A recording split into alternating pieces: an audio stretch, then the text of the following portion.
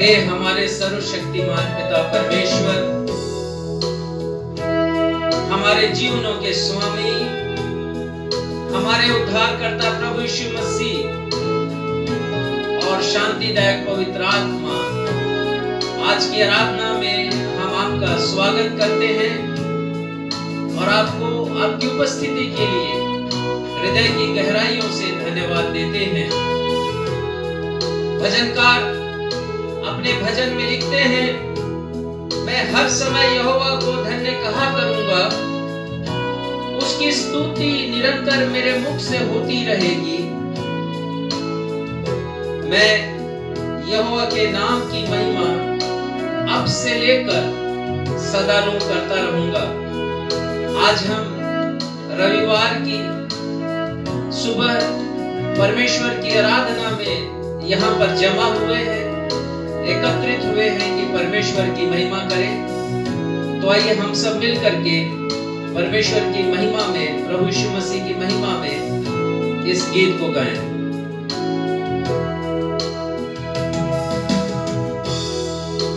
जमा हुए हैं यहाँ कि करें हम स्तुति और आराधना। जमा हुए हैं यहाँ कि करें हम स्तुति और आराधना। जमा हुए हैं यहाँ कि करें हम स्तुति और आराधना यीशु की।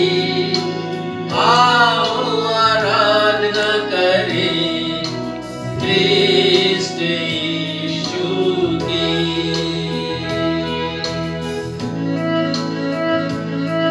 जी हाँ, आज की सुबह, रविवार की सुबह, सप्ताह के पहले दिन, इस विजय के दिन में हम प्रभु यीशु मसीह की महिमा में उपस्थित हैं। यहाँ पर हम धन्यवाद देते हैं अपने प्रभु यीशु मसीह को।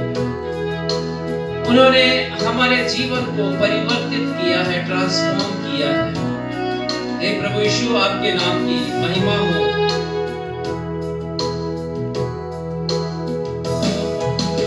आओ भूलकर अपने को सुंदरता में खो जाए यीशु की। आओ भूलकर अपने को सुंदरता में खो जाए यीशु की। आओ भूलकर अपने को सुंदरता में खो जाए क्रिस्त यीशु की। आओ आराधना करें क्रिस्त यीशु की।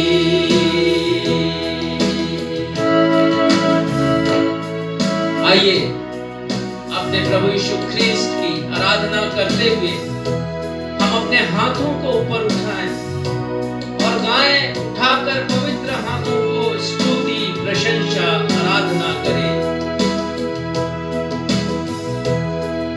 उठाकर पवित्र हाथों को स्तुति, प्रशंसा, आराधना करें।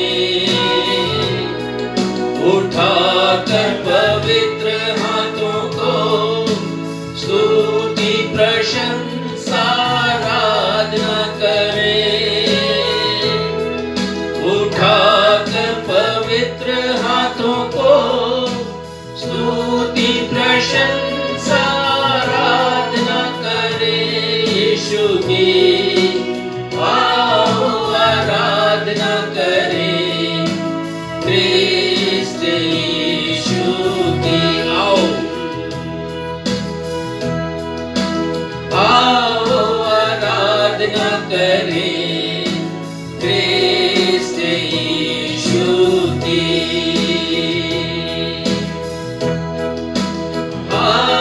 आराधना करें क्रिस्त यीशु की।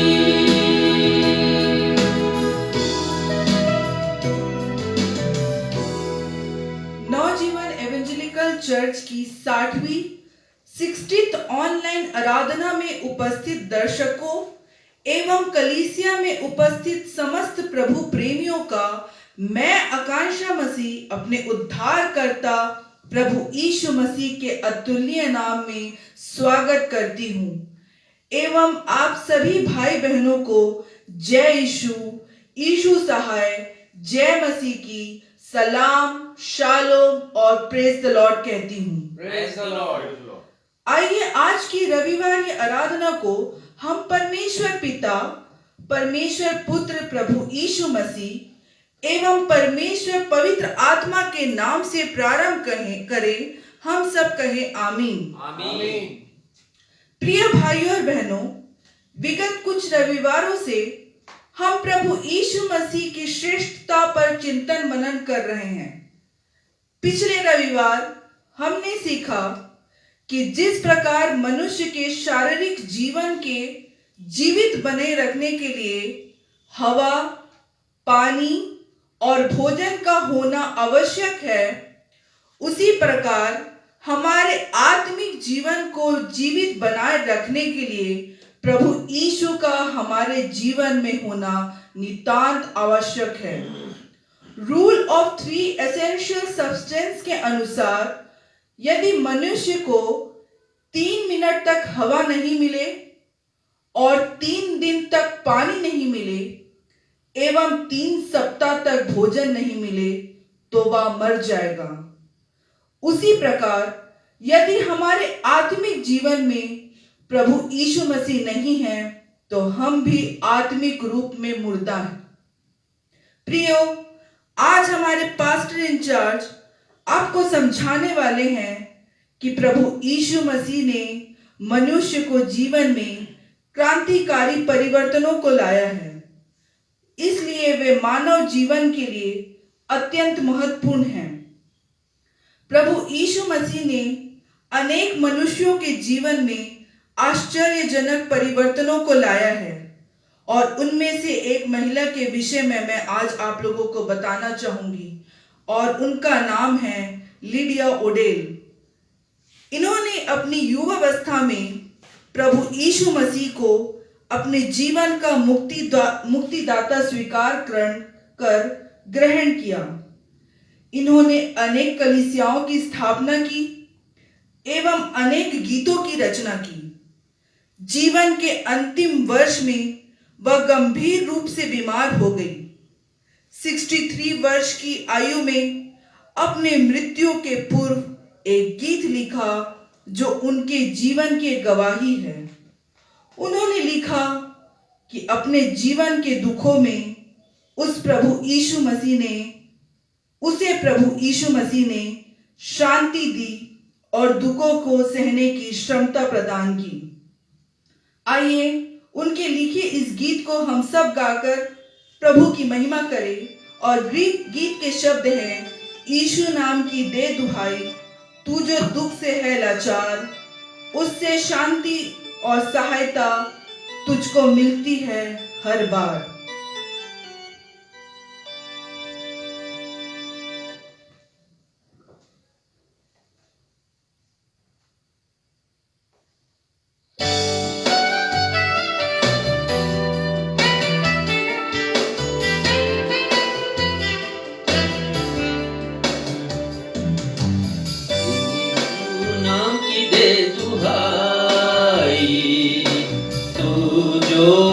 से है लाचार, उससे शांति और सहायता तुझे मिलती है हर बार। फिर से गाएं से, यीशु नाम की दे दुहाई, तू जो दुख से है लाचार, उससे शांति और सहायता मिलती है तुझे हर बार। मधुर नाम, हाँ प्रभु प्रिय नाम, जिससे हुआ त्राण का काम। मधुर नाम, प्रिय नाम, जिससे हुआ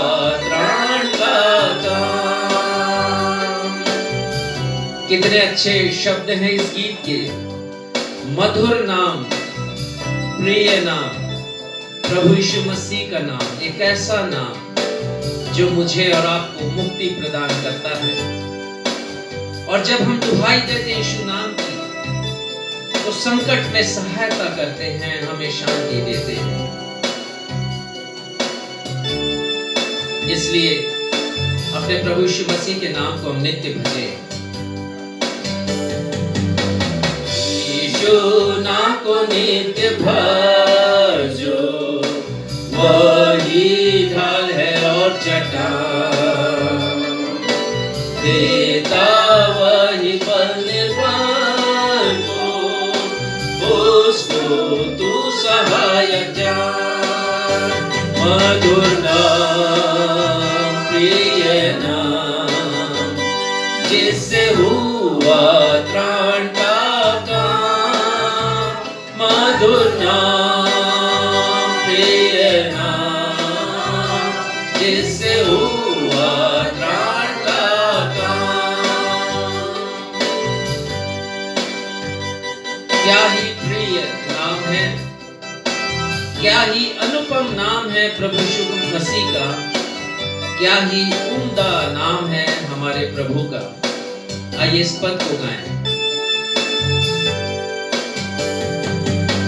क्या ही प्रिय यीशु नाम है, जिससे बढ़ती मन की प्रीत, उसको भजना हर्ष का काम है, वो है पापी जन का मीत। मधुर नाम, प्रिय नाम, जिससे हुआ त्राण का काम।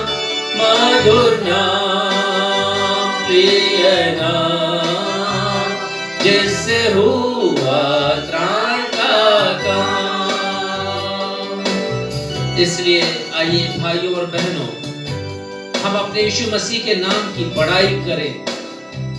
वो राजा धीराज है, वो प्रभुओं का प्रभु, राजाओं का राजा है, उसकी महिमा करें।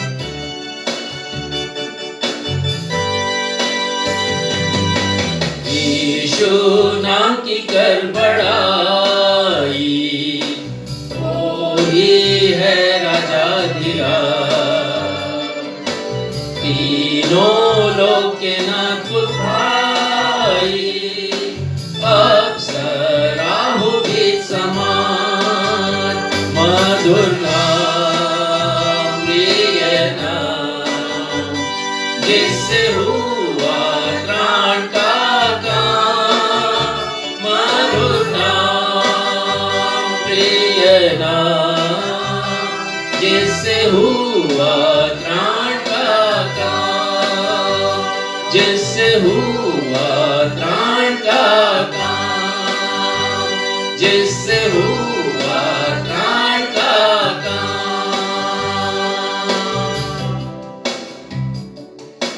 हम इसी स्थिति में खड़े रहते हुए उत्तरवादी पाठ के लिए निकाल लेंगे भजन संहिता 22 उसके पद 9 से लेकर 24 तक, जिसे पढ़ने में अगुवाई मिस्टर सक्षम मसीह करेंगे। भजन संहिता 22 पद 9 से लेकर 24 तक।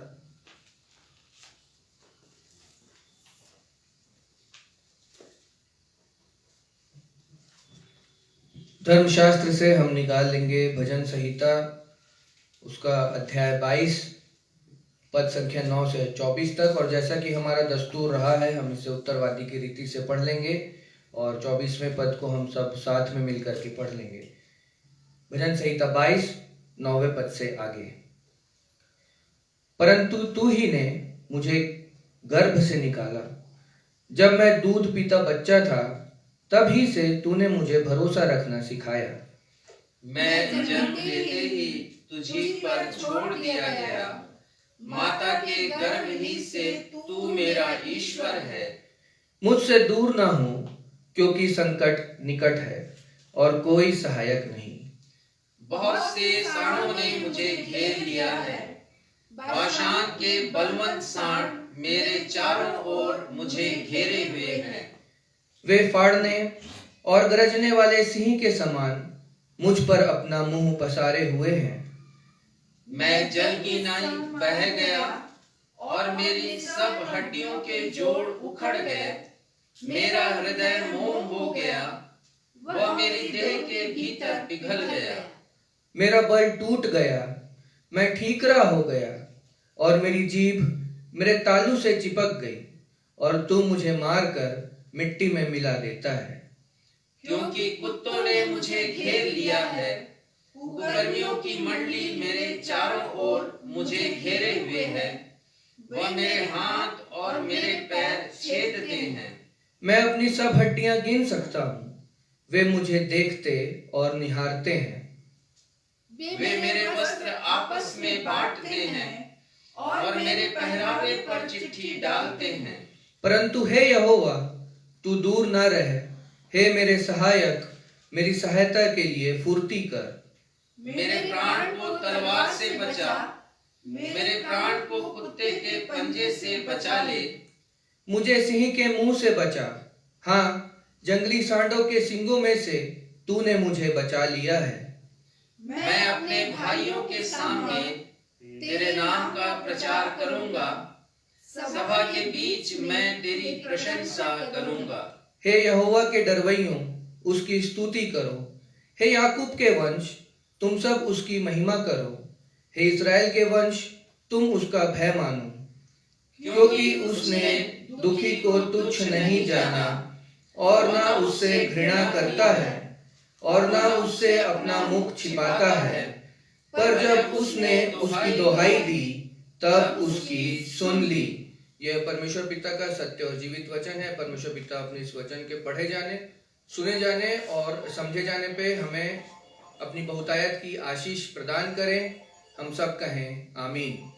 आमीन। अब अवसर होगा कि हम अपने पास्टर इंचार्ज से सूचनाएं सुन लेंगे।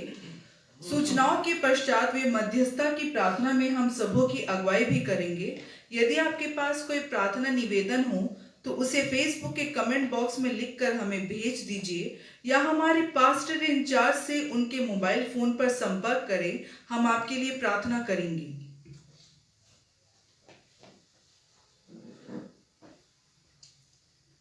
आप सबों को जय मसीह की। जय मसीह की। आज की आराधना में आप सभी का तहे दिल से स्वागत है और उन सभी दर्शकों का भी जो अपने अपने मोबाइल के समक्ष है और दूर दराज के क्षेत्रों में हैं, पहुंच विहीन क्षेत्रों में हैं, ऐसी जगह पर जहां कलीसियाएं नहीं हैं।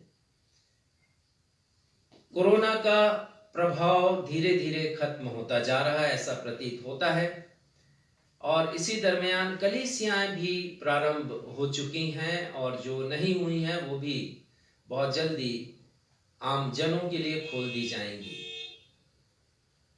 हमें इस अवसर से काफी लाभ मिला है, यद्यपि ये बहुत ही दुखदाई अवसर रहा कोरोना का काल, लेकिन हम क्रिसिस में हम अपने संकटों में अवसरों को ढूंढते हैं और हमने अवसर को ढूंढा इस कठिन संकट की घड़ी में कि कैसे हम आप तक पहुंच सकते हैं।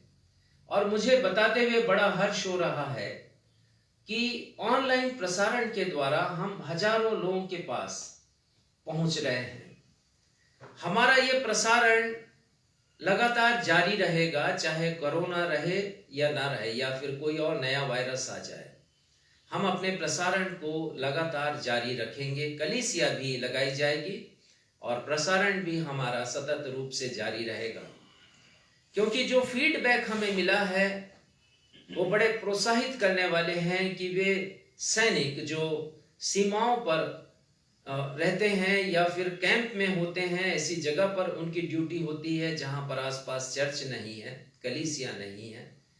साथ ही सीआरपीएफ के लोग जो नक्सलाइट एरिया में हैं, पुलिस के लोग जो कि नक्सलाइट एरिया में है या पहुंच विहीन क्षेत्रों में है, और वे सारे लोग जो कि गांव में रहते हैं, दूर दूर रहते हैं, शहरों से कलीसिया की सेवा उपलब्ध नहीं है। साथ ही बहुत से वृद्ध लोग जो अपने घर पर रहते हैं, शारीरिक अक्षमता के कारण कलीसिया नहीं जा पाते हैं, ऐसे लोगों के लिए, और साथ ही साथ वे अन्य लोग जो कि अस्पतालों में हैं, बीमार हैं और यहाँ से वहाँ वो चल फिर नहीं सकते हैं, ऐसे तमाम लोगों के लिए हम ये प्रसारण लगातार जारी रखेंगे। और मैं आप सभी से ये आह्वान करता हूँ कि आप हमारे इस विषय को प्रार्थना में याद रखें कि देश विदेश बहुत सी जगह हम लोगों के हृदय तक पहुँच सके, परमेश्वर के वचन को लेकर, गीतों को लेकर, प्रार्थनाओं को लेकर, संदेश के माध्यम से, इस कलीसियाई सेवा के द्वारा और प्रभु भोज की सेवा के द्वारा हम बहुत से लोगों के समीप पहुंच सके और परमेश्वर के नाम की महिमा हम कर सके। आगामी रविवार 14 फरवरी को प्रभु भोज की आराधना संपन्न की जाएगी, तो हम इसे याद रखें। और जैसा हर बार आपने तैयारी की, यदि आप घर पर हैं, कलीसिया नहीं जा सकते हैं, या फिर बाद में भी आप हैं, यहाँ तक कि यदि आप YouTube देख रहे हैं, तो हमारे प्रसारण का लाभ उठा करके आप प्रभु भोज की सेवा में शामिल हो सकते हैं। परमेश्वर पिता हमारी सेवकाई के द्वारा आपको, हमें और सभी को अपनी आशीषों से परिपूर्ण करे। लेंट प्रारंभ हो रहा है, 17 फरवरी बुधवार का दिन है और ऐश वेडनेसडे भी उस दिन है। और ऐश वेडनेसडे से अर्थात भस्म बुधवार से हम लेंट के समय का, सीजन का प्रारंभ करेंगे। उस दिन हमारी कलीसिया लगाई जाएगी संध्या 7 बजे, ऐश वेडनेसडे के दिन। तो आप ध्यान रखेंगे 17 फरवरी आने वाला जो रविवार है, उसके पश्चात जो बुधवार है, उसमें उस दिन से लेंट 40 दिवसीय लेंट का काल या उपवास काल या परीक्षा का काल या संयम काल, अनेक नाम है इसके, ये प्रारंभ हो रहा है। मत्कू मेला 11 फरवरी से 14 फरवरी तक संपन्न किया जाएगा। आपकी सूचना के लिए मैं ये बात बताना चाहता हूँ। भाई, कुछ प्रार्थना निवेदन है। भाई नारायण मिश्रा, अपोलो अस्पताल में इनकी ओपन हार्ट सर्जरी हुई है। ये हमारे भाई राकेश या राका के ये ब्रदर इन लॉ हैं। हम इनके लिए प्रार्थना करें। इनका ऑपरेशन तो हुआ है और वो सफल हुआ है, स्वास्थ्य लाभ कर रहे हैं। हम परमेश्वर से इनकी पूरी चंगाई के लिए प्रार्थना करें। श्रीमती दीपिका पीटर्स के हार्निया का ऑपरेशन हुआ है और हम इनके भी चंगाई के लिए परमेश्वर से प्रार्थना करें। परमेश्वर पिता इन्हें चंगाई दे। भाई प्रेमलाल से हमारे एक पास्टर की मुलाकात हुई और उन्होंने बताया कि वो अपने जीवन से बहुत दुखी हैं। उन्होंने बताया कि बहुत बार उन्हें अपमान का सामना करना पड़ता है। तो हमारे पास्टर ने बताया कि कैसे उनके दुख दूर हो सकते हैं प्रभु यीशु मसीह पर विश्वास करने के द्वारा। तो हम प्रार्थना करें कि हमारे ये भाई मन फिराव करें, मन में परिवर्तन लाएं, प्रभु यीशु मसीह से प्रार्थना करें और अपने जीवन को सम्मानित जीवन बना सकें, दुख, दर्द और तकलीफ से मुक्ति पा सकें। भाई रतन नारंग को जहरीले कीड़े ने काट लिया है। ये एक श्रमिक हैं और कीड़े ने काट लिया है। ये मजदूरी नहीं कर पा रहे हैं, जिससे आर्थिक समस्या घर में उत्पन्न हो रही है। प्रार्थना करें कि परमेश्वर पिता इन्हें चंगाई दे इनके हाथों में, ताकि ये अपने परिवार के आजीविका के लिए कमाई कर सके। हम प्रार्थना करें भाई मनहरण और बहन सावित्री के लिए कि प्रभु की संगति में ये दोनों प्रभु को जानना चाहते हैं और आगे बढ़ना चाहते हैं। परमेश्वर इनकी सहायता करें। बेटे अविनाश मिरी पब्लिक सर्विस कमीशन की प्रारंभिक परीक्षा में प्रवेश करेंगे, लिखेंगे इस परीक्षा को 14 फरवरी को। प्रार्थना करें कि परमेश्वर पिता इस कुशाग्र बुद्धि के युवक को सफलता प्रदान करें। भाई जसवंत सिंह के पुत्र मोनू के परिवार में प्रभु ने खुशियां दी हैं। हम प्रार्थना करें बेटी शाना के लिए जो मां बनने वाली हैं इस वर्ष, प्रभु उन्हें आशीष प्रदान करे और उन्हें एक अच्छा स्वास्थ्य भी प्रदान करे। भाई सुरेश हंटर के पुत्र अंकित हंटर की मंगनी डॉक्टर रूथ दास से हुई। हम प्रार्थना करें इन दोनों युवाओं के लिए, परमेश्वर दोनों की सहायता करे कि आने वाले दिनों में ये उस संकल्प को पूरा करें और विवाह में ये एक बंधन, विवाह के द्वारा एक बंधन में जुड़े, प्रभु यीशु मसीह रूपी चट्टान पर अपने घर की नींव को रख सके। क्षितिज और डॉक्टर शेफाली ने अपने बिटिया के जन्मदिन पर धन्यवादी भेंट अर्पित की है। परमेश्वर पिता इन्हें अपनी आशीषों से परिपूर्ण करे। आइए इन विषयों को हम अपने उद्धारकर्ता प्रभु यीशु मसीह के नाम में परमेश्वर के तख्त के पास रखें। हे हमारे पिता, हम आपके समीप आते हैं अपने उद्धारकर्ता प्रभु यीशु मसीह के नाम में। इन सारे निवेदनों को आपके समक्ष रखते हैं प्रभु। हम जब भी आपके पास आते हैं उस अधिकार से आते हैं जो प्रभु यीशु मसीह ने हमें दिया। उन्होंने कहा, मांगो तो तुम्हें मिलेगा, ढूंढो तो तुम पाओगे, और खटखटाओगे तो तुम्हारे लिए खोला जाएगा। उसी अधिकार को हम क्लेम करते हैं प्रभु पिता परमेश्वर, और मांगते हैं इन सारी विनतियों के लिए। इन्हें आपके समक्ष हम रखते हैं, प्रार्थना करते हैं खुशबूदायक सुगंध के रूप में आपको ग्रहण योग्य हो सके। इस प्रार्थना को हम अपने उद्धारकर्ता प्रभु यीशु मसीह के ही नाम से मांगते हैं। सुनिए और ग्रहण कीजिए। हम सब कहें आमीन। आमीन।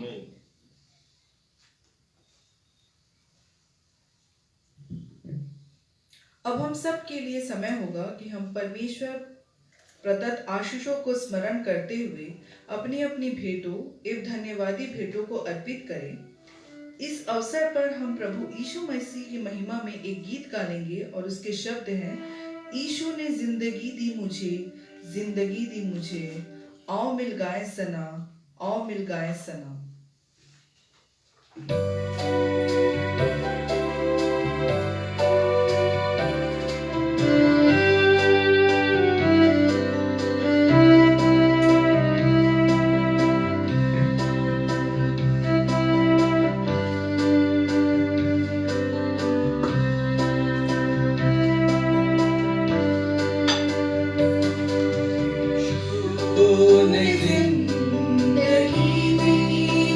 Thank you, Jesus.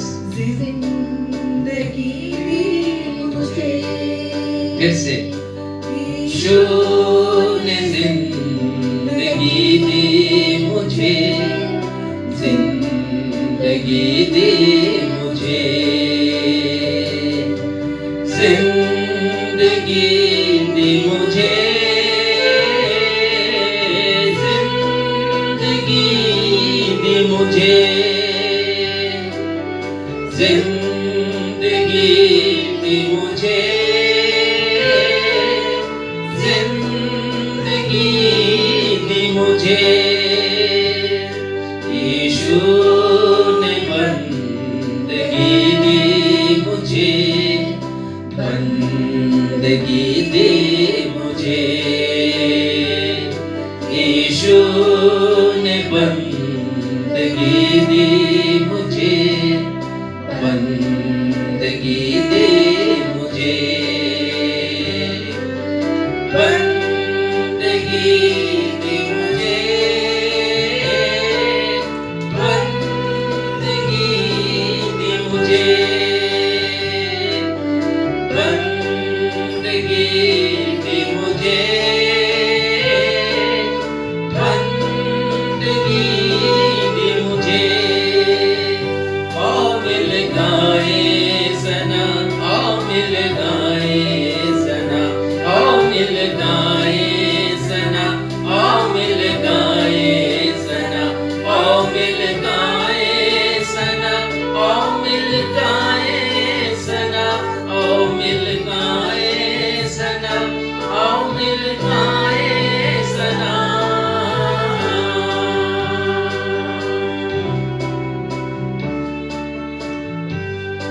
भेंटों एवं धन्यवादी भेंटों के लिए प्रार्थना रेवरेंड राजेश मसीह करेंगे।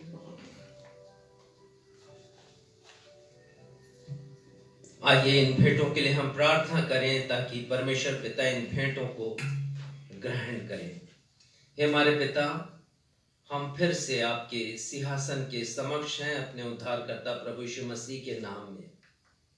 हम धन्यवाद देते हैं पिता, आप जीवन के देने वाले परमेश्वर हैं।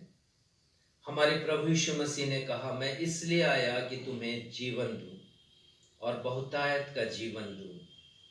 उन्होंने बहुतायत का जीवन हमें दिया, आशीषित जीवन हमें दिया है। वो हमारे जीवन में ऊर्जा का संचार करने वाले प्रभु हैं। हमें श्वास देते हैं, दिन प्रतिदिन का जीवन देते हैं।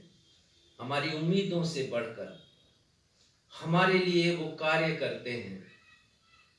और इसीलिए जब हम इस पृथ्वी पर परिश्रम करते तो कुछ अर्जित भी करते हैं, और जो अर्जित करते हैं आपकी आज्ञा के अनुसार हम आपको अर्पित करते हैं, और वैसा ही आज भी हमने किया है। आपकी आज्ञा है कि जब हम आपके समीप आए, आपकी उपस्थिति में आए, तो खाली हाथ नहीं आए। पिता, न सिर्फ हम अपने हाथों को खाली हमने किया है, परंतु अपने हृदय को भी खाली हम करते हैं। प्रभु, आपका वचन हमारे हृदय में राज करे, आपकी उपस्थिति, आपकी संगति हमारे हृदय में राज करे। भर दें पिता उसे अपनी आत्मिक आशीषों से, लबरेज हो जाए प्रभु, भर उठें और आपको कह सकें कि मेरा प्याला अच्छा लग रहा है। धन्यवाद देते हैं प्रभु, और धन्यवाद के साथ आपके वरदानों के लिए कृतज्ञता प्रकट करते हुए अपनी इस प्रार्थना को प्रभु यीशु के नाम से मांगते हैं। सुनिए और ग्रहण कीजिए। आमीन।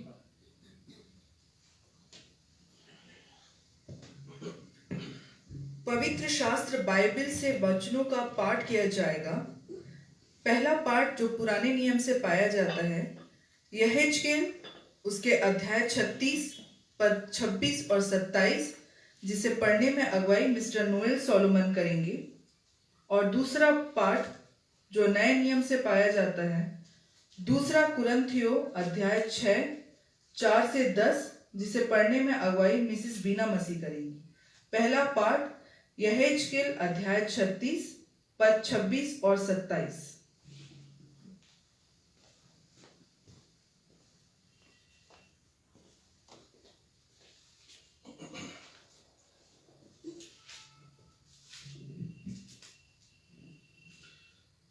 प्रभु यीशु मसीह के मधुर और मीठे नाम में आप सबों को जय मसीह की। जय मसीह की। मैं आप लोगों के सामने पवित्र शास्त्र से हिजकिय्याह की पुस्तक 36 अध्याय का 26 से 27 तक पढ़ूंगा। मैं तुमको नया मन दूंगा और तुम्हारे भीतर नई आत्मा उत्पन्न करूंगा, और तुम्हारी देह में से पत्थर का हृदय निकालकर तुम्हें मांस का हृदय दूंगा। मैं अपना आत्मा तुम्हारे भीतर देकर ऐसा करूंगा कि तुम मेरी विधियों पर चलोगे और मेरे नियमों को मानकर उनके अनुसार करोगे। परमेश्वर इस वचन के पढ़े जाने पर आशीष दे। आमीन। आमीन।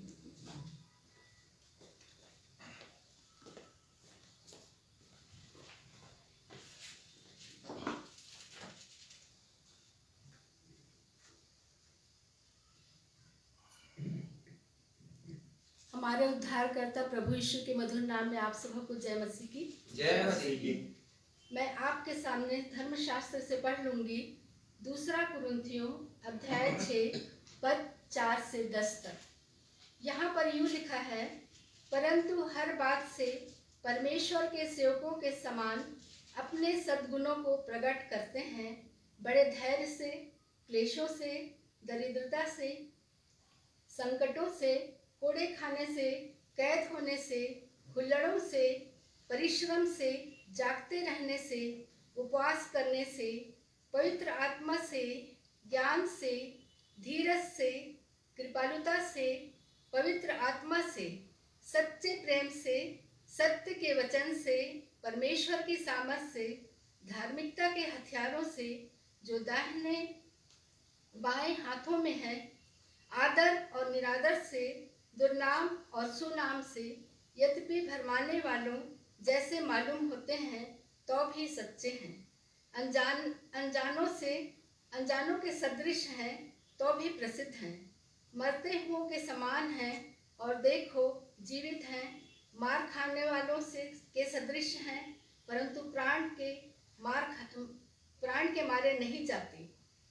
शोक करने वालों के समान हैं, परंतु सर्वदा आनंद करते हैं। कंगालों के समान हैं, परंतु बहुतों को धनवान बना देते हैं। ऐसे हैं जैसे हमारे पास कुछ नहीं तो भी सब कुछ रखते हैं। यह परमेश्वर का जीवित और सत्य वचन है।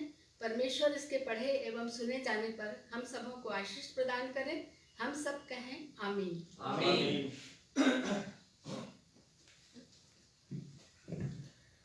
सुसमाचार पाठ के लिए हम निकाल लेंगे लूका 22 उसके पद 9 से लेकर 24 तक, जिसे पढ़ने में अगुवाई रेवरेंड राजेश मसीह करेंगे। लूका अध्याय 22 पद 9 से लेकर 24 तक।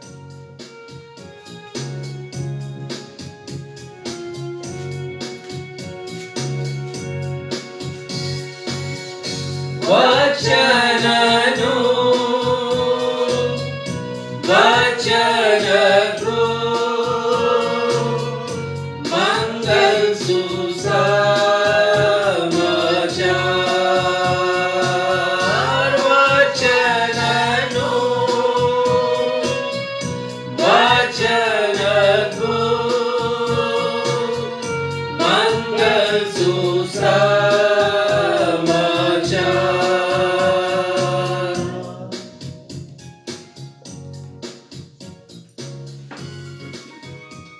क्षमा चाहता हूं, एक भूल सुधार करूंगा। और आज का सुसमाचार का पाठ लूका 22 अध्याय उसके पद 47 से लेके पद 53 तक। लूका अध्याय 22 उसके पद संख्या 47 से लेके 53 तक। और यहां इस प्रकार लिखा है, यीशु यह कह ही रहा था कि चेलों की देखो एक बड़ी भीड़ आई, और उन 12 में से जिसका नाम यहूदा था उनके आगे आगे आ रहा था। वह यीशु के पास आया कि उसको चूमा ले। यीशु ने उससे कहा, हे यहूदा, क्या तू चूमा लेकर मनुष्य के पुत्र को पकड़वाता है? यीशु के साथियों ने जब देखा कि क्या होने वाला है तो कहा, हे प्रभु, क्या हम तलवार चलाएं?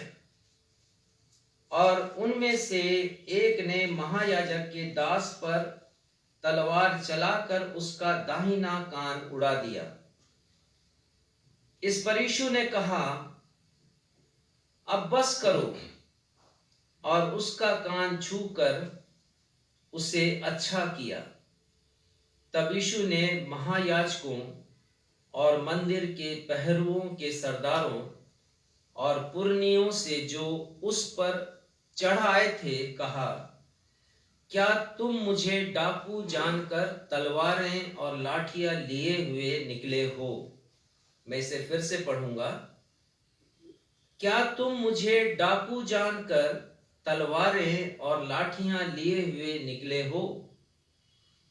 जब मैं मंदिर में हर दिन तुम्हारे साथ था तो तुमने मुझ पर हाथ नहीं डाला, पर यह तुम्हारी घड़ी है और अंधकार का अधिकार है।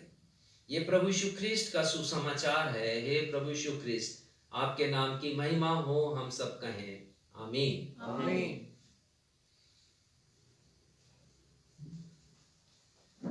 अब हम सभी के लिए अवसर होगा कि हम अपने पास्टर इंचार्ज रेवरेंड राजेश मसीह से संदेश सुनकर आत्मिक ऊर्जा को प्राप्त करें। संदेश का विषय है प्रभु यीशु मसीह मानव जीवन के लिए अत्यंत महत्वपूर्ण क्यों है। Why Lord Jesus Christ is so much important to human life। परंतु इससे पहले कि हम संदेश सुने, अपने प्रभु यीशु मसीह की महानता को वर्णन करने के लिए हमें गीत गाएंगे और गीत के बोल है, जंगली दरख्तों के दरमियान एक सेब के पेड़ के समान नजर आता है मुझे ए मसीह, सारे संतों के बीच में तू।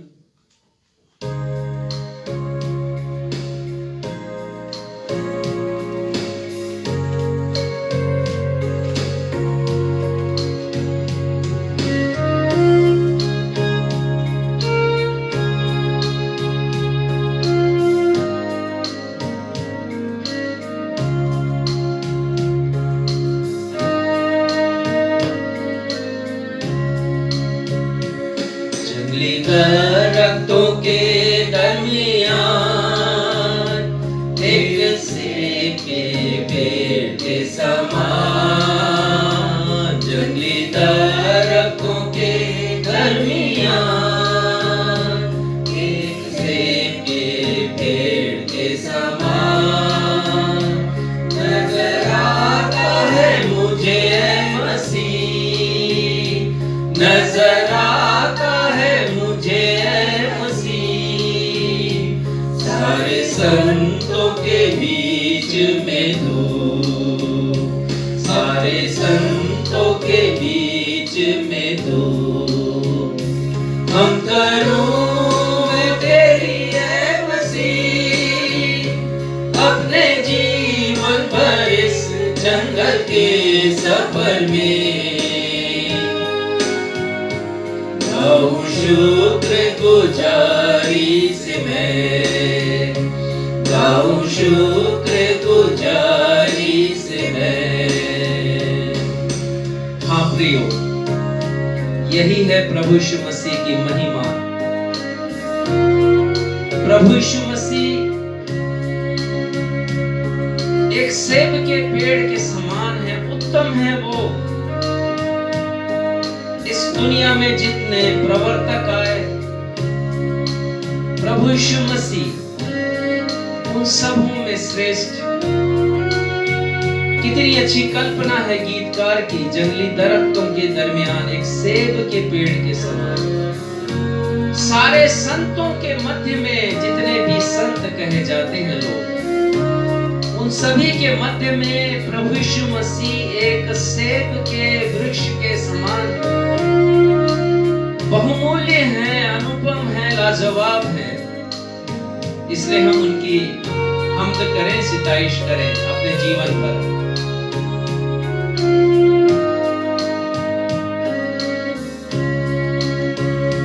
तू ही है नरगिस का शारों का, तू सोसन विवादियों का। तू ही है नरगिस का शारों का, तू सोसन विवादियों का। संतों में तू है अति पवित्र, संतों में तू है अति पवित्र।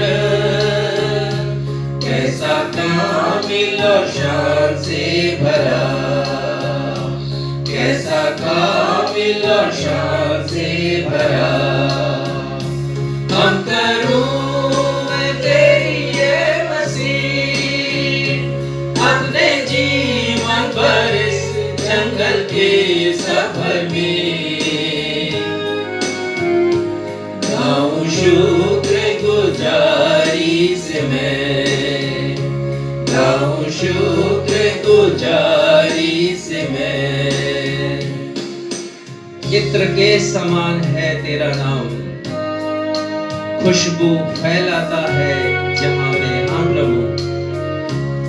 आपका नाम एक खुशबू है, इस दुनिया की गंदगी को, इस दुनिया की बदबू को दूर करने वाला, जो पाप और पाप के अंधकार के कारण से। कितना अच्छा आपका नाम है प्रभु, हम आपकी महिमा करते हैं।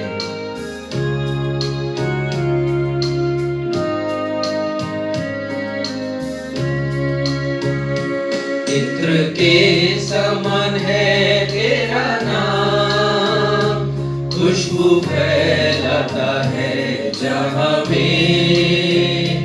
चित्र के समान है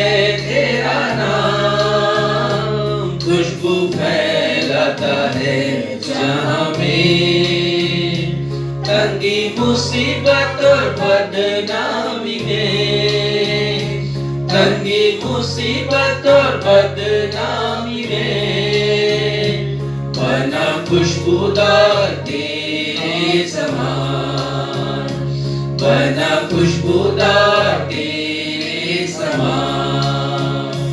हम करूं मैं तेरी ये मसीह, अपने जीवन भर इस जंगल के सफर में गाऊं शुक्र गुजारी से मैं, गाऊं शुक्र गुजारी से मैं, गाऊं शुक्र गुजारी से मैं।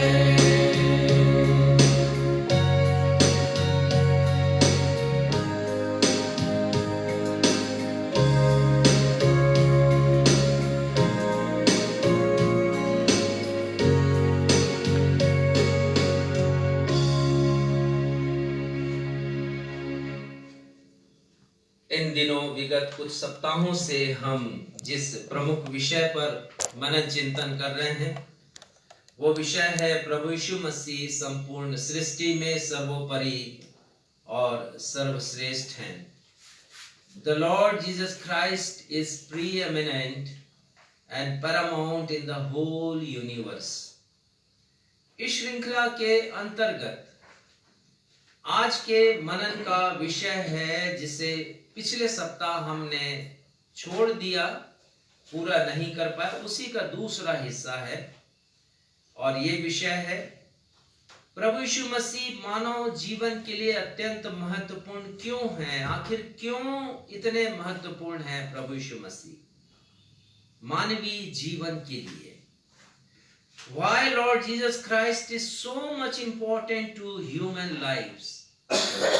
क्यों महत्वपूर्ण है प्रभु यीशु मसीह। पर इसके पूर्व हम आज के अध्ययन में मनन चिंतन में आगे बढ़ें।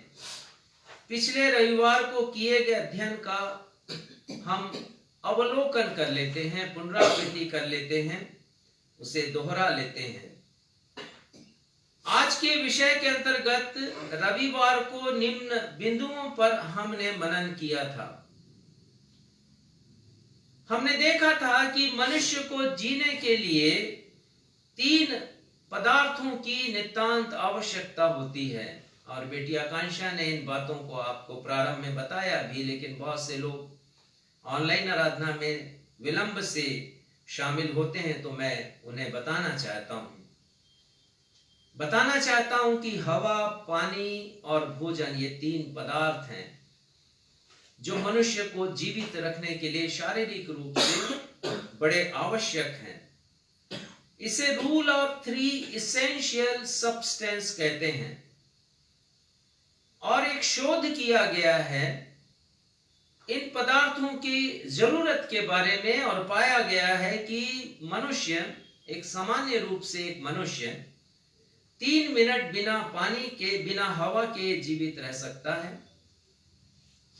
3 मिनट बिना पानी के जीवित रह सकता है और 3 सप्ताह बिना भोजन के जीवित रह सकता है। यदि इस अवधि में मनुष्य को हवा, पानी, भोजन मिल जाता है तब तो ठीक है, लेकिन यदि नहीं मिला तो उसकी मृत्यु हो सकती है। जिस प्रकार ये 3 भौतिक वस्तुएं मनुष्य को जीवित रखने के लिए आवश्यक हैं, उसी प्रकार हमारे आत्मिक जीवन को जीवंत बनाए रखने के लिए प्रभु यीशु मसीह की आवश्यकता है, नितांत आवश्यकता है। बिना प्रभु यीशु मसीह के मनुष्य का आत्मिक जीवन मृत प्राय है। हमने पिछले रविवार यह भी विचार किया कि आखिर क्यों प्रभु यीशु मसीह मानव जीवन के लिए महत्वपूर्ण है। Why somebody must be passionate to Jesus Christ? क्यों किसी को अनुरागी हो जाना चाहिए प्रभु यीशु मसीह का? क्यों किसी के मन में धुन लग जाना चाहिए, एक धुन आना चाहिए, एक जोश और उमंग आ जाना चाहिए जो जुनून कहलाता है। क्यों? और इस प्रश्न के उत्तर में हमने जाना था, मैंने आपको बताया था जीसस फ्रीक के बारे में, यीशु के दीवानों के बारे में और उनकी दीवानगी के बारे में कुछ उदाहरण हमने देखे थे। नूह के बारे में, अब्राहम, एस्तर, दाऊद, शद्रक, मेशक, अबेदनगो, दानियल, बहुत से लोग हैं प्रभु के जिनका वर्णन पुराने नियम में है और नया नियम भी ऐसे ही लोगों की जीवित गवाहियों से भरा पड़ा है। पतरस है, यूहन्ना है, स्तिफनुस है, याकूब है, पौलुस हैं और फिर वे लोग जिनका वर्णन बाइबल में नहीं है, हजारों लाखों की संख्या में है। हजारों लाखों की संख्या में मिशनरीज हैं, विश्व के कोने कोने में गए, अपने सुख सुविधा को छोड़कर, ऐशो आराम को छोड़कर, अपनी धन संपत्ति को छोड़कर, अपने प्रियजनों को, परिवार को छोड़कर हजारों किलोमीटर दूर गए, अभाव में रहे, परंतु प्रभु यीशु मसीह की गवाही इन्होंने दी है। इन्होंने लोगों के हित में काम किया है। एक जुनून था, एक धुन थी इनके हृदय में प्रभु यीशु मसीह के लिए, एक दीवानापन। लेकिन क्यों? संदर्भ एक देना चाहूंगा मैं इब्रानी की किताब से। इब्रानियों की किताब के लेखक ने इन जाबाजों का वर्णन करते हुए लिखा है 36 से लेकर 39 पद में, और सक्षम से मैं कहूंगा कि रेफरेंसेस को वो फेसबुक के वॉल पर डालते जाएं। अध्याय 11 है, वर्ष 36 to 39, और वो लिखते हैं, कई एक ठट्ठों में उड़ाए जाने और कोड़े खाने और बांधे जाने और कैद में पड़ने के द्वारा मारे गए, परखे गए, पत्थरवाह किए गए, आरी से चीरे गए, उनकी परीक्षा की गई, तलवार से मारे गए, वे कंगाली में और क्लेश में और दुख भोगते हुए भेड़ों और बकरों की खाले ओढ़े इधर उधर मारे मारे फिरे प्रभु यीशु मसीह के नाम के कारण,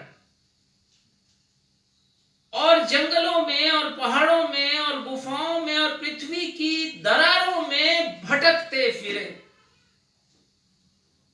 संसार उनके योग्य नहीं था।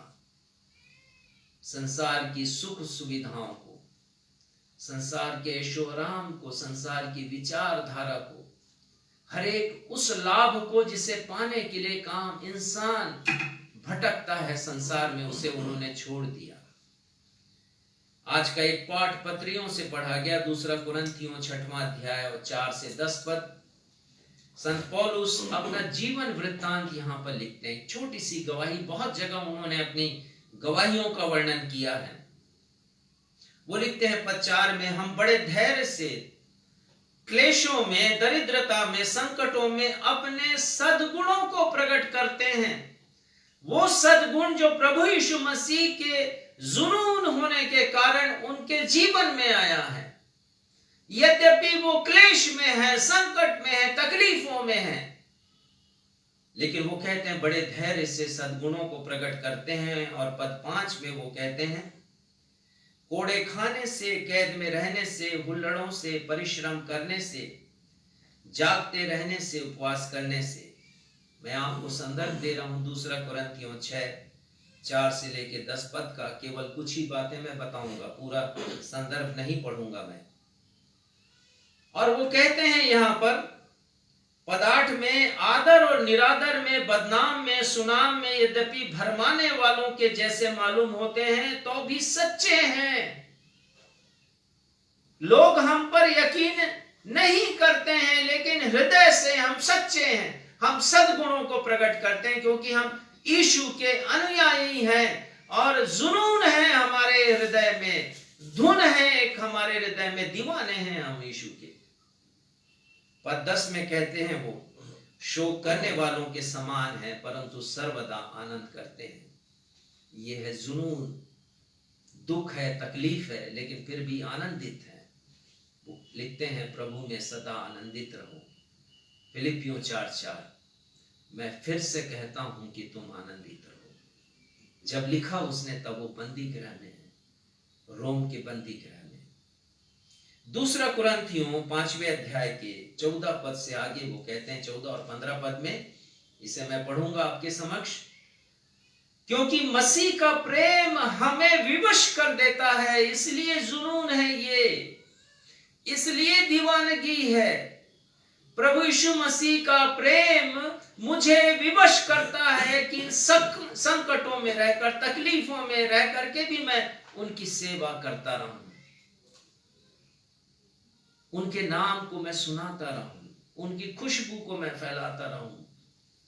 इसलिए कि हम यह समझते हैं कि जब एक सब के लिए मरा, अर्थात प्रभु यीशु मसीह जो सब के लिए मरे, वो कहते हैं तो सब मर गए और मैं भी मर गया जीते जी प्रभु यीशु मसीह के लिए।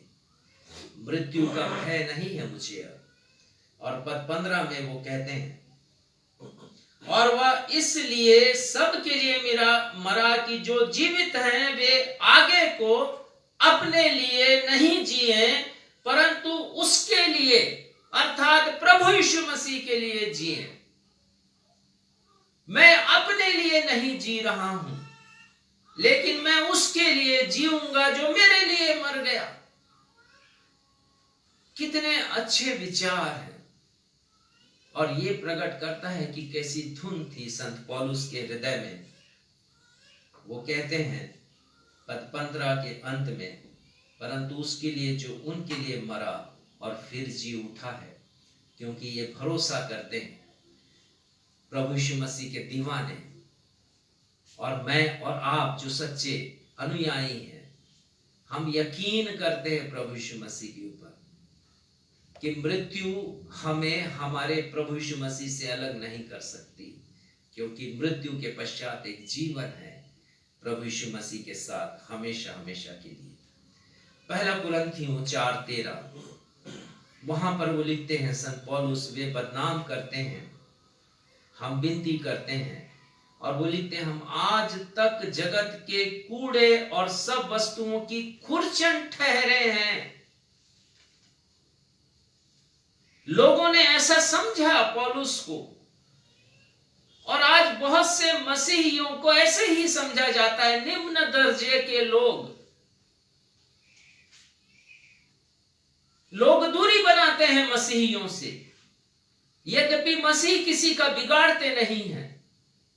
मसीह सबकी भलाई के लिए सोचते हैं। मसीही वो कहते हैं कि हम जगत के कूड़े मतलब कचरा, गंदा कचरा, और सब वस्तुओं की खुरचन, स्क्रैप, चाहे वो लोहे की खुरचन हो या फिर वो लकड़ी की खुरचन हो, किसी के काम की नहीं। वो सोचते हैं हमारे कोई काम के नहीं। प्रथम शताब्दी में तो मसीहियों को ऐसे ही समझा गया। आजकल बहुत से लोगों के लिए मसीही घृणा की सबब बने हुए हैं, घृणा के पात्र। लेकिन मसीहियों में जुनून है, जुनून है दिल की गहराइयों तक, दीवानगी की। पद 11 में वो लिखते हैं संत पौलुस, पहला कुरिन्थियों 4 उसका 11वां पद, वो लिखते हैं, हम इस घड़ी तक भूखे प्यासे और नंगे हैं, और घूसे खाते हैं, और मारे मारे फिरते हैं। ये दास्तान है मसीहियों की।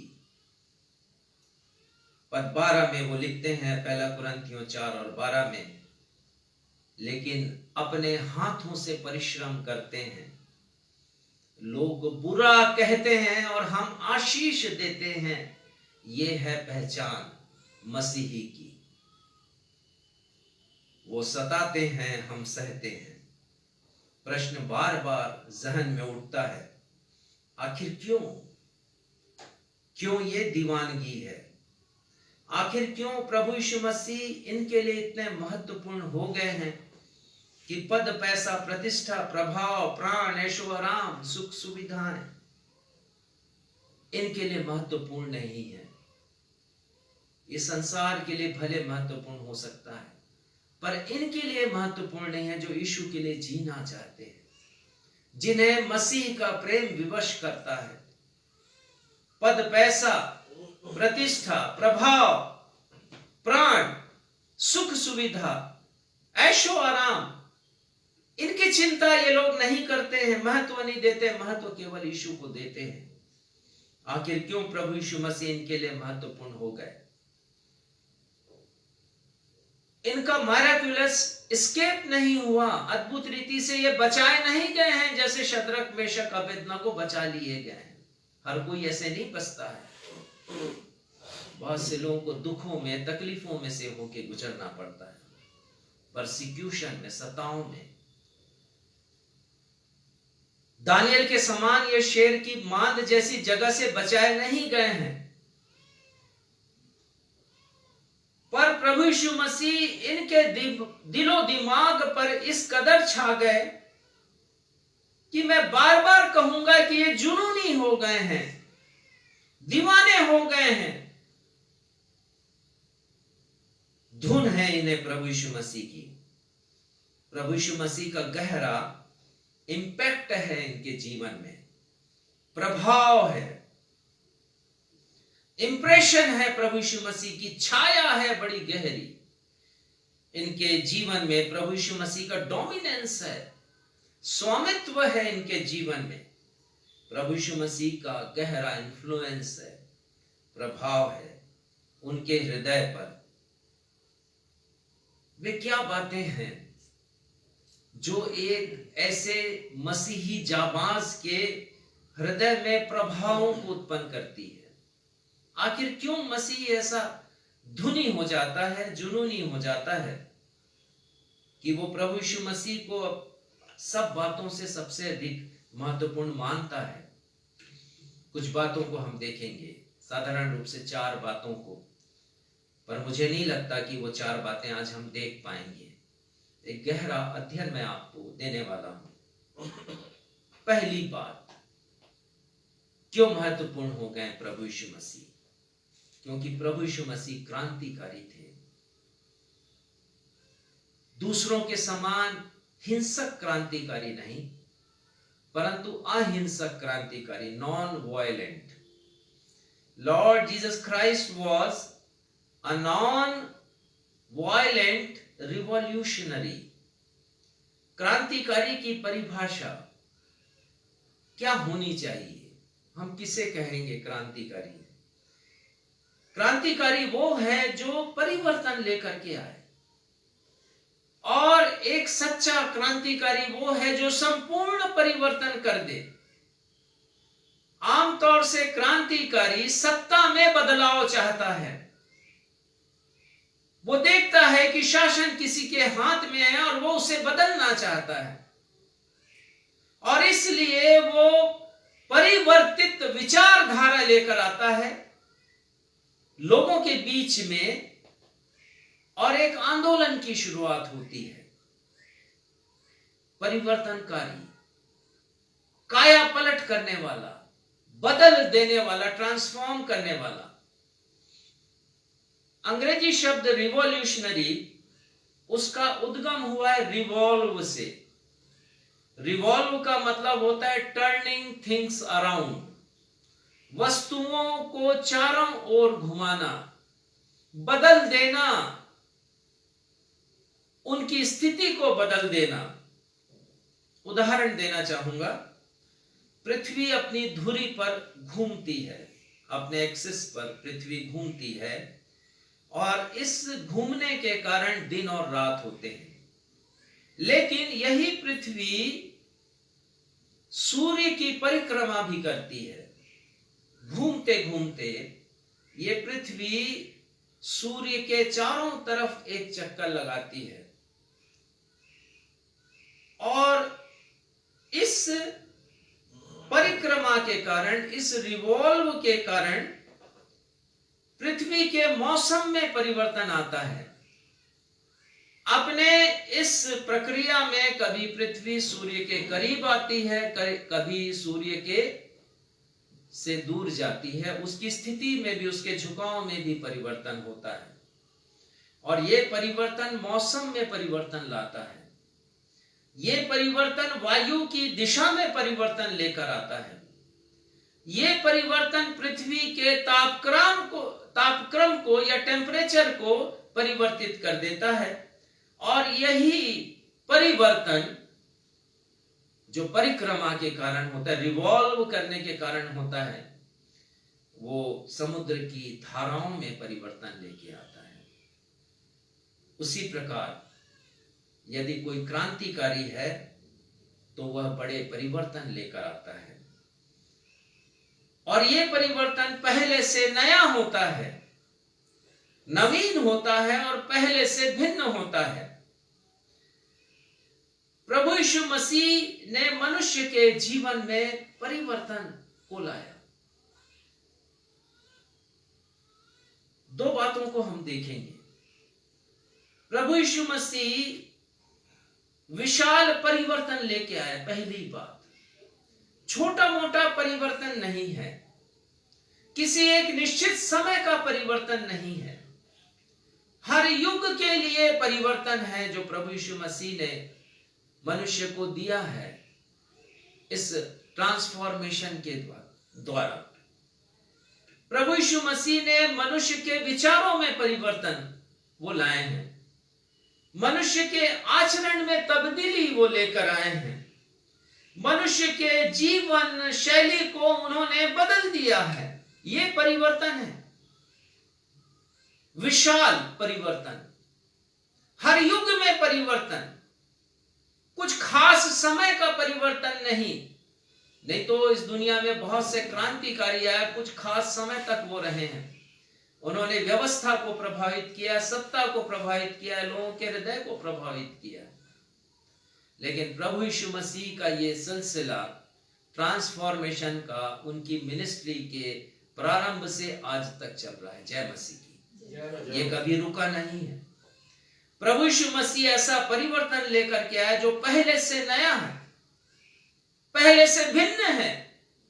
ऐसा परिवर्तन विश्व इतिहास में कभी किसी ने नहीं दिया मानव को। ऐसा परिवर्तन लेकर के प्रभु यीशु मसीह आए। विश्व इतिहास में अनेक क्रांतिकारी आए हैं और सिग्निफिकेंट चेंजेस को वो लेकर के आए हैं, लेकिन जैसा मैंने बताया कि कुछ खास समय के लिए, युग के कुछ खास समय के लिए। लेकिन प्रभु यीशु मसीह उन सबसे भिन्न है, सबसे अलग है, क्रांतिकारी। देखिएगा, मैं कुछ खास बातें बताना चाहता हूं। क्रांतिकारी या रिवॉल्यूशनरी हिंसक होते हैं, अक्सर वायलेंट होते हैं, ये विरोधियों के प्राण लेने से भी नहीं चूकते हैं। क्रांतिकारी अक्सर उग्र होते हैं, एग्रेसिव होते हैं, इनमें दया, प्रेम, क्षमा की भावना नहीं होती है, कुचल देना चाहते हैं ये अपने लक्ष्य को पाने के लिए। ये बदले की भावना से भरकर कार्य करते हैं।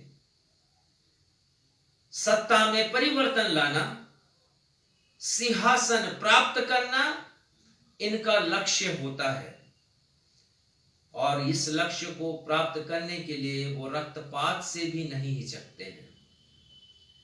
प्रभु यीशु मसीह ऐसे क्रांतिकारी नहीं थे, और ना ऐसे क्रांतिकारी हैं आज भी।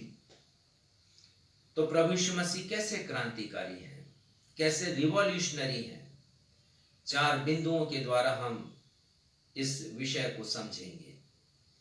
पहली बात, प्रभु यीशु मसीह ऐसे क्रांतिकारी जो अहिंसक हैं। उन्होंने कहा है कि मैं जीवन देने आया हूं, यूहन्ना 10:10 में। मैं इसलिए आया कि तुम्हें जीवन दूं और बहुतायत का जीवन दूं। उन्होंने कहा कि वो अपने स्वयं के प्राण को देने आए हैं और सेवा करने के लिए आए हैं। मत्ती 20:28 में किसी के प्राण को लेने के लिए नहीं आए प्रभु यीशु मसीह, पर अपने स्वयं के प्राण का बलिदान करने के लिए, न्यौछावर करने के लिए प्रभु यीशु मसीह इस दुनिया में आए। यह अद्भुत बात है जो दूसरे क्रांतिकारियों से प्रभु यीशु मसीह को अलग करती है, भिन्न है प्रभु यीशु मसीह। पिछले सप्ताह का सुसमाचार पाठ मत्ती 16 उसके 21 पद में प्रभु यीशु मसीह ने कहा, उन्होंने कहा अपने शिष्यों से, और जो कहा उससे 3 बार कहा है प्रभु यीशु मसीह ने भिन्न भिन्न अवसरों पर एक ही बात कही है, मैं यरूशलेम जाऊंगा, पकड़वाया जाऊंगा। प्रभु यीशु मसीह ने कहा, क्रांतिकारी ने अपने विरोधियों को पकड़ पकड़ करके जेल में सीखचों के पीछे घुसा दिया है, बंदी बना लिया, पकड़ा है विरोधियों को। पर प्रभु यीशु मसीह कह रहे हैं, मैं पकड़वाया जाऊंगा। पहली बार वो कहते हैं कि मैं दुख उठाऊंगा। क्रांतिकारियों ने बहुत से लोगों को दुखी किया, सत्ता हासिल करने के लिए, व्यवस्था को बदलने के लिए। परंतु प्रभु यीशु मसीह कह रहे, मैं दुख उठाऊंगा। Non violent revolutionary is Jesus Christ. प्रभु यीशु मसीह अहिंसक क्रांतिकारी, अद्भुत है, अनुपम है प्रभु यीशु मसीह। इसलिए मैं बार बार कह रहा हूं आपसे, वो सर्वोपरि हैं और सर्वश्रेष्ठ हैं। उन्होंने कहा कि मैं मार डाला जाऊंगा। तीसरी बात अपने शिष्यों से कही, मार डाला जाऊंगा, मेरा प्राण लिया जाएगा। मैं किसी का प्राण लूंगा नहीं, मैं अपने प्राण को देने आया हूं। उन्होंने तो कहा मत्ती 20:28 में, सेवा लेने नहीं सेवा करने आया और बहुतों की छुड़ौती के लिए अपने प्राण को देने आया। मत्ती 26:51 में आज एक वाक्य पढ़ा गया लूका रचित सुसमाचार से आप सभी के सामने 22वें अध्याय से, और उसी का पैरेलल समानांतर वर्णन मत्ती लिखते हैं, और वो लिखते हैं 26 अध्याय के 51वें पद में। मत्ती 26:51 में वो वर्णन करते हैं कि जब यीशु के एक शिष्य ने महायाजक के सिपाही के कान को अपनी तलवार चलाकर उड़ा दिया, तब प्रभु यीशु मसीह ने बहुत ही महत्वपूर्ण बात कही जो उनके अहिंसक होने को प्रमाणित करता है। प्रभु यीशु मसीह कहते हैं पद 52 में, उसी के आगे, अपनी तलवार काठी में रख, क्योंकि जो तलवार चलाते हैं वे तलवार से ही नाश किए जाएंगे। अपनी तलवार काठी में रख। मैं तो अचंभित हो जाता हूं प्रभु यीशु मसीह के ऐसे आचरण और व्यवहार से, क्योंकि यदि हम संकट में हैं, कोई हमें मारने पकड़ने के लिए कोई दूसरा हमारी सहायता करता है, हम बड़े गदगद हो जाते हैं, खुश हो जाते हैं, बोलेंगे जरूर तलवार है तो चला दे। पर यीशु कहते हैं जो तलवार से नाश करते हैं तलवार से नष्ट किए जाएंगे। लूका 22:52 में आज का सुसमाचार का पाठ जो पढ़ा गया, प्रभु यीशु कहते हैं महायाजकों के सामने, सिक्योरिटी गार्ड्स के जो कैप्टन हैं उनके सामने, और मंदिर के समाज के जो एल्डर्स हैं, सभी आए हैं रात को 12 बजे प्रभु यीशु मसीह को पकड़ने के लिए। प्रभु यीशु मसीह कहते हैं क्या तुम मुझे डाकू समझकर, मैंने दोबारा पढ़ा था इस वाक्यांश को, प्रभु यीशु मसीह कहते क्या तुम मुझे डाकू समझकर तलवार और लाठियां लिए हुए आए हो? मुझे डाकू समझा है क्या तुमने? आजकल अंग्रेजी की जो बाइबल बहुत लोकप्रिय हो रही है उसे NLT बाइबल कहते हैं, न्यू लिविंग ट्रांसलेशन, और उसमें लिखा है डेंजरस रिवॉल्यूशनरी। प्रभु यीशु मसीह कहते हैं एम आई डेंजरस रिवॉल्यूशनरी? मैं खतरनाक क्रांतिकारी हूं क्या? डाकू का जो अनुवाद हुआ है वो प्रभु यीशु मसीह कहते हैं क्या समझे हो तुम मुझको? वो कहते हैं मैं तुम्हारे मध्य में था, प्रतिदिन तुम्हें दिखाई देता था, तुमने मुझे नहीं पकड़ा। इस बगीचे में आए हो रात्रि के 12 बजे, मध्य रात्रि के आसपास, मुझे पकड़ने के लिए डाकू समझा है मुझे। जो क्रांतिकारी होते हैं अपने आप को छिपाते हैं, लेकिन प्रभु यीशु मसीह ने कभी छिपाया नहीं अपने आप को, उनके मध्य में ही थे प्रभु यीशु मसीह। उनके मध्य में। दूसरी बात, प्रभु यीशु मसीह कैसे क्रांतिकारी हैं, उसके अंतर्गत प्रभु यीशु मसीह ऐसे क्रांतिकारी हैं जो दया, तरस, अनुग्रह, प्रेम और क्षमा से परिपूर्ण है। इसका अभाव होता है क्रांतिकारियों के जीवन में, क्योंकि जिसे सत्ता प्राप्त करनी है, जिसे शासन को बदलना है, वो तो कुछ भी करेगा, कुछ भी करेगा। यदि रक्तपात नहीं करेगा तो पैसे की नदी बहा देगा, वो कुछ भी करेगा सत्ता पे कब्जा बनाने के लिए। और हम पढ़ते हैं इसके बारे में, बार बार चर्चा होती है। सत्ता को पाने के लिए अमेरिका जैसे देश में भी एक संघर्ष हुआ है, रक्तपात हुआ है, मृत्यु हुई है वहां पर। लेकिन प्रभु यीशु मसीह ऐसे क्रांतिकारी नहीं, दया से परिपूर्ण है, तरस से परिपूर्ण है, अनुग्रह से परिपूर्ण है, प्रेम से परिपूर्ण है, क्षमा से परिपूर्ण है। एक स्टैंडर्ड बनाया है उन्होंने, एक मानक रखा है लोगों के सामने। प्रभु यीशु के उपदेशों और दृष्टांतों में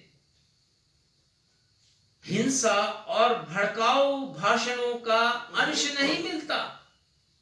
आप पढ़ लीजिए कहीं पर भी, दृष्टांत कहें उन्होंने, शिक्षाएं दी हैं, स्वर्ग के राज्य के बारे में बताया है। कभी किसी को भड़काया नहीं उन्होंने, परंतु उनके दृष्टांतों में और शिक्षा में तरस है, प्रेम है, क्षमा है, एक पैमाना है, वहां पर स्टैंडर्ड है। प्रभु यीशु मसीह एक मानक, एक वैल्यूज आप देख सकते हैं, मूल्य देख सकते हैं। वो मूल्य जिससे मनुष्य आत्मिक रूप से धनाढ्य बनता है। पहाड़ी उपदेश प्रभु यीशु मसीह का मास्टरपीस है। अति उत्तम संबोधन, मत्ती 5:38-39 में बहुत से संदर्भ दे सकता हूं प्रभु यीशु मसीह के कथनों के बारे में। मास्टरपीस स्टेटमेंट प्रभु यीशु मसीह का, अति उत्तम संबोधन, कभी किसी ने ऐसी बात नहीं की। वो लिखते हैं मत्ती 5:38-39 में कहा गया था कि आंख के बदले आंख और दांत के बदले दांत, जिसने जैसा नुकसान पहुंचाया वैसी उसकी क्षति करो। उसको फील होने दो कि सामने वाले की पीड़ा कितनी खतरनाक, कितनी जबरदस्त है, कितनी दुखदाई है। तुम भी अनुभव करो उस पीड़ा का। पर प्रभु यीशु मसीह ने कहा कि बदले की भावना नहीं रखना, रिवेंजफुल एटीट्यूड नहीं रखना। उन्होंने कहा छोड़ो ऐसी भावनाओं को। उन्होंने कहा कोई तेरे एक गाल पर थप्पड़ मारे तो उसकी ओर दूसरा गाल भी बड़ा महत्वपूर्ण है। भी कहता है कि अवश्य दूसरा गाल भी फेर दे। उन्होंने एक गोल्डन रूल बनाया है प्रभु यीशु मसीह ने, सुनहरा नियम, एक ऐसा नियम जो पूरे संसार को बदल के रख सकता है,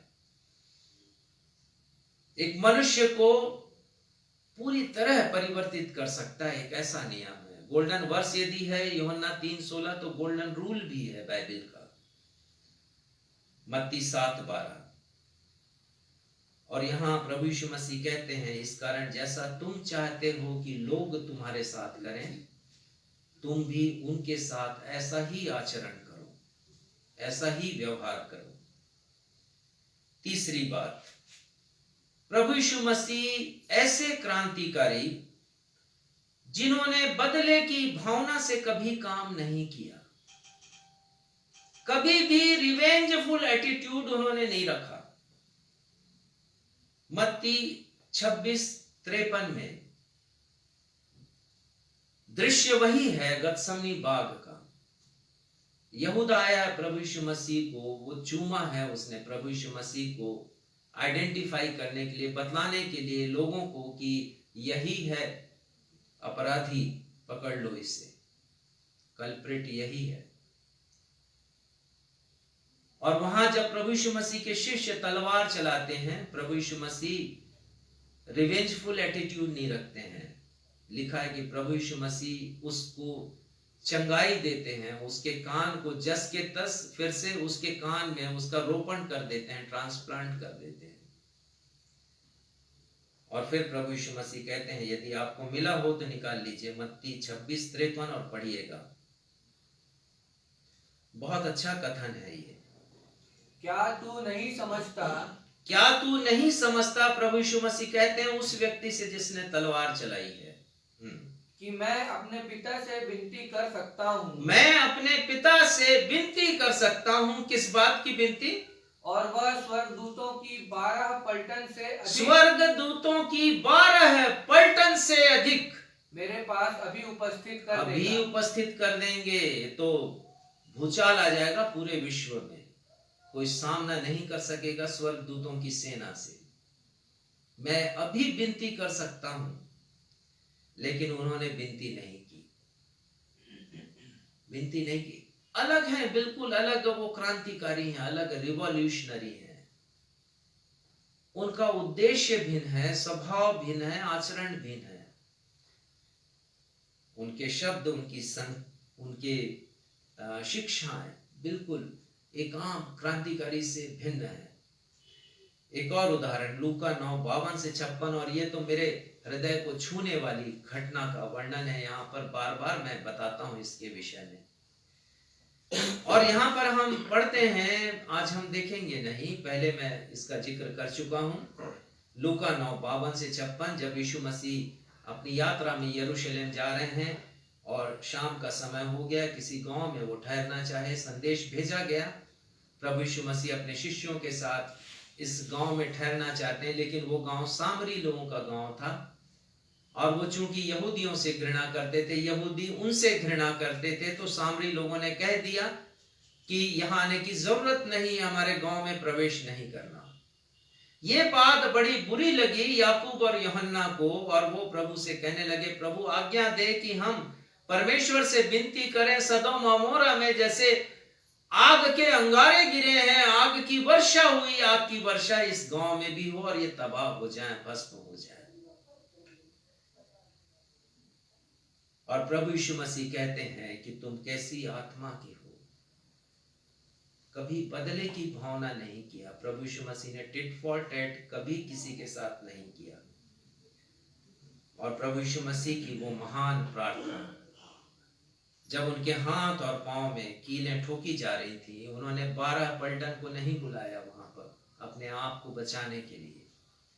उन्होंने तो प्रार्थना की है, पिता इन्हें क्षमा कर, क्योंकि नहीं जानते कि ये क्या कर रहे हैं। प्रभु यीशु मसीह ऐसे क्रांतिकारी जिन्होंने सांसारिक रूप से सत्ता को हड़पना नहीं चाहा। चौथी बात, प्रभु यीशु मसीह कैसे क्रांतिकारी हैं। और हम पढ़ते हैं सुसमाचारों में कि प्रभु यीशु मसीह ऐसे क्रांतिकारी नहीं जिन्होंने सत्ता को हड़पना चाहा, हथियाना चाहा। उनके पास सामर्थ्य थी, अनेक बार उन्होंने अपनी सामर्थ्य का प्रदर्शन किया, प्रकृति के ऊपर सामर्थ्य का प्रदर्शन किया, भूख के ऊपर सामर्थ्य का प्रदर्शन किया, समय के ऊपर सामर्थ्य का प्रदर्शन किया, दूरी के ऊपर उन्होंने अपनी सामर्थ्य का प्रदर्शन किया, पानी पर चलकर दिखलाया, असाध्य रोग से पीड़ित लोगों को चंगाई दी। ऐसा कोई जज्बा किसी का नहीं, ऐसी सामर्थ्य का प्रदर्शन किसी ने नहीं किया। लेकिन लोगों ने गलत समझा उन्हें। लोगों ने समझा कि ये तो राज करने आया, यहूदियों का राजा। आरोप भी लगा ऐसे राजद्रोह का, राष्ट्रद्रोह का उनके ऊपर आरोप लगा, क्योंकि जो शासन था वो कैसर का था और वो सम्राट था रोम में। आधे विश्व पर उसका राज्य था, और जहां पर यीशु थे फलस्तीन में, वहां पर भी उनका राज्य था। लेकिन यीशु मसीह की बातों को सुनिएगा। यूहन्ना 6:15 में हम पढ़ते हैं कि लोग यीशु को राजा बनाना चाहते हैं। जब लोगों ने देखा कि 5 रोटी 2 मछली से 5000 लोगों को तृप्त किया, तो वो सोचने लगे लोग वहां पर हजारों की संख्या में, यही हमारा राजा बनेगा। यही हमें दासता से मुक्ति दिलाएगा। फिजिकल फ्रीडम वो लोग चाहते थे, और जब यीशु के पास आए वो यीशु को राजा बनाने के लिए, तो यीशु वहां से चले गए। लिखा है उनके बीच में से निकल गए प्रभु यीशु मसीह। बहुत से वर्णन हैं ऐसे, पर एक जबरदस्त वर्णन आपके सामने करना चाहूंगा। यूहन्ना 18:33 से प्रभु यीशु मसीह पिलातुस की अदालत में है, और पिलातुस प्रश्न पूछ रहा है प्रभु यीशु मसीह से उस बात के ऊपर जो आरोप लगा है प्रभु यीशु मसीह के ऊपर कि ये यहूदियों का राजा अपने आप को बनाता है। और पिलातुस पूछ रहा है प्रभु यीशु मसीह से यूहन्ना 18 अध्याय के 33 पद में, क्या तू यहूदियों का राजा है? और प्रभु यीशु मसीह पद 36 में जवाब देते हैं, मेरा राज्य इस जगत का नहीं है। वो कहते हैं मेरा राज्य इस जगत का होता तो मेरे सैनिक, मेरे शिष्य लड़ते, युद्ध लड़ते, मैं लड़ता युद्ध, लेकिन मैं युद्ध लड़ने के लिए नहीं आया, मैं तो सत्य पर गवाही देने के लिए आया हूं। अपने ऐसे क्रांतिकारी गुणों के कारण प्रभु यीशु मसीह ने बहुत से लोगों के जीवन को परिवर्तित कर दिया, और जब उनके जीवन को परिवर्तित किया तो ऐसे लोगों ने अपने प्राण से भी अधिक प्रिय जाना प्रभु यीशु मसीह को। प्रभु यीशु मसीह उनके जीवन से भी अधिक महत्वपूर्ण बन गए। पिछले सप्ताह एक पद की तरफ मैंने आपका ध्यान आकर्षित किया था, भजन संहिता 130 6वां पद, पहरवे जितना भोर को चाहते हैं, हाँ पहरवे जितना भोर को चाहते हैं, उससे भी अधिक मैं परमेश्वर को अपने प्राणों से प्रिय जानता हूं, अपने प्राणों से प्रिय चाहता हूं, उससे भी अधिक। प्रभु यीशु मसीह के चाहने वालों ने, प्रभु यीशु मसीह के सच्चे शिष्यों ने प्रभु यीशु मसीह को इस हद तक चाहा है, अपने प्राण से भी अधिक महत्ता उन्होंने प्रभु यीशु मसीह को दी है। एक शास्त्री ने प्रभु यीशु मसीह से प्रश्न पूछा था। प्रश्न था, परमेश्वर के वचन की प्रमुख आज्ञा कौन सी है? मरकुस 12 उसका 28वां पद। प्रभु यीशु मसीह जवाब देते हैं पद 30 में, मरकुस 12 पद 30। प्रश्न है, परमेश्वर के वचन की प्रमुख आज्ञा कौन सी है? प्रभु यीशु मसीह कहते हैं कि तू अपने परमेश्वर से अपने सारे मन, अपने सारे प्राण, अपनी सारी बुद्धि और अपनी सारी शक्ति से प्रेम कर। यही दीवानगी है, यही जुनून है, यही जोश है, उमंग है, उत्साह है प्रभु यीशु मसीह के लिए। प्रभु यीशु मसीह के सच्चे अनुयायियों ने ऐसा किया है, क्योंकि प्रभु यीशु मसीह उनके लिए महत्वपूर्ण बन गए हैं। इस अध्ययन को आज मैं यहीं विराम दे रहा हूं। शेष 3 बातें और हैं जो प्रभु यीशु मसीह को महत्वपूर्ण बनाती हैं। आइए हम प्रार्थना में जाएं, हम प्रार्थना करेंगे, प्रभु की प्रार्थना, उसके बाद आशीष से आज की आराधना को हम समाप्त करेंगे। हे हमारे पिता, हम धन्यवाद देते हैं आपकी उपस्थिति के लिए, पवित्र आत्मा के वरदान के लिए। जब हमें वो शिक्षित करते हैं, जब वो हमारे पास होते हैं पिता, हमको भेद भरी बातें बताते हैं। और आज उन्होंने बताया प्रभु यीशु मसीह के बारे में, अहिंसक क्रांतिकारी, अपना जीवन उन्होंने हमारे लिए लगा दिया। और इसीलिए आज जितने भी यीशु भक्त हैं वो अपना जीवन उनके लिए लगा देते हैं, अपना जीवन कुर्बान करते हैं। प्रार्थना है पिता कि हमारे हृदय में भी वैसा ही जुनून उत्पन्न करें, वैसा ही धुन लगा दें प्रभु यीशु मसीह के लिए, कि उनसे उत्तम फिर हमें कोई और नहीं जान पड़े, उनकी महत्ता को हम गहराई तक समझ सकें। आज आपने सहायता की है पिता हमें समझाने के लिए। आने वाले सप्ताह में आप और हमारे साथ हों, ताकि हम समझ सकें प्रभु यीशु मसीह की महानता को, समझ सकें कि हमारे लिए महत्वपूर्ण क्यों है। धन्यवाद देते हुए अपनी इस प्रार्थना को उन्हीं के नाम से मांगते हैं, सुनिए और ग्रहण कीजिए। आमीन। प्रभु की प्रार्थना हम सब कहेंगे। हे हमारे पिता, आप जो स्वर्ग में हैं, आपका नाम पवित्र माना जाए, आपका राज्य आए, आपकी इच्छा जैसे स्वर्ग में पूरी होती है वैसे इस पृथ्वी पर भी पूरी हो। हमारे दिन भर की रोटी आज हमें दीजिए, और जैसे हमने अपने अपराधियों को क्षमा किया वैसे हमारे अपराधों को क्षमा कीजिए, और हमें परीक्षा में नहीं लाइए बल्कि बुराई से बचाइए, क्योंकि राज, पराक्रम और महिमा सदा आपके हैं। आशीष ग्रहण करें। अब हमारे द्वैत पिता परमेश्वर का प्रेम, हमारे उद्धारकर्ता प्रभु यीशु मसीह का अनुग्रह और शांतिदायक पवित्र आत्मा की सहभागिता हम में से हर एक के साथ अब से लेकर के हमारे उद्धारकर्ता प्रभु यीशु मसीह के दूसरे आगमन तक हमेशा होती रहे। आमीन। जय मसीह की। जय